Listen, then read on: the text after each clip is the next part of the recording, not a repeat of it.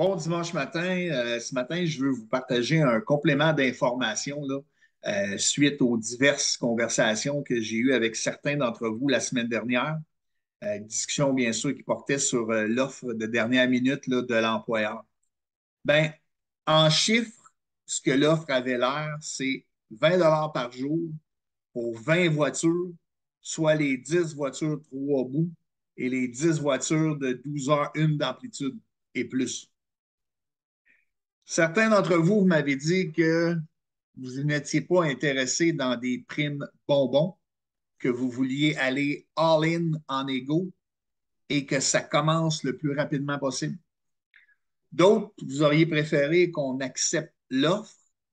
Ben, comment on en est venu à choisir une option au lieu de l'autre? Il faut remonter environ à 3 ans.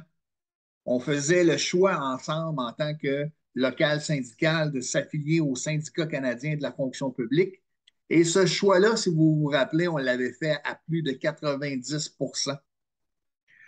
Une des raisons pourquoi on avait choisi le SCFP, c'est à cause de son expertise en matière de transport terrestre. Le SCFP est présent dans 9 sociétés de transport au Québec, dans les 9 sociétés de transport au Québec, et représente 7 des 9 syndicats chauffeurs. Notre conseiller nous a fait une recommandation et on a choisi de la suivre.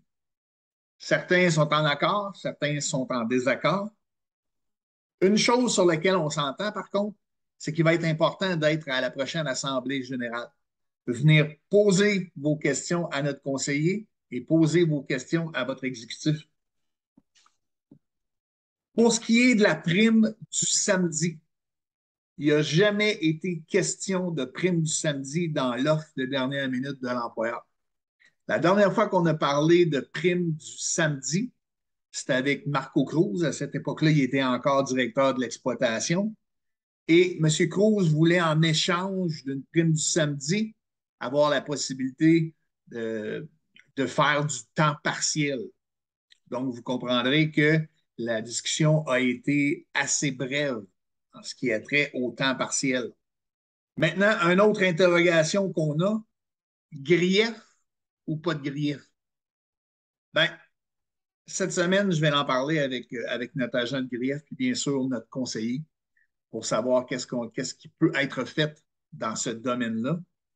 La question qu'on doit se poser, c'est quel serait le poids de notre grief devant un arbitre si on considère que le syndicat et que le cabinet d'avocats qui nous a représentés pour plus de 10 ans, c'est comme s'il avait fermé les yeux sur ce qui semble être une violation de convention collective, et ça, on le fait pendant plusieurs années. Donc, c'est toute cette question-là qu'on va regarder cette semaine avec Christian et Dominique. Là-dessus, c'est tout pour moi. Je vous souhaite un excellent dimanche et surtout une excellente semaine de travail.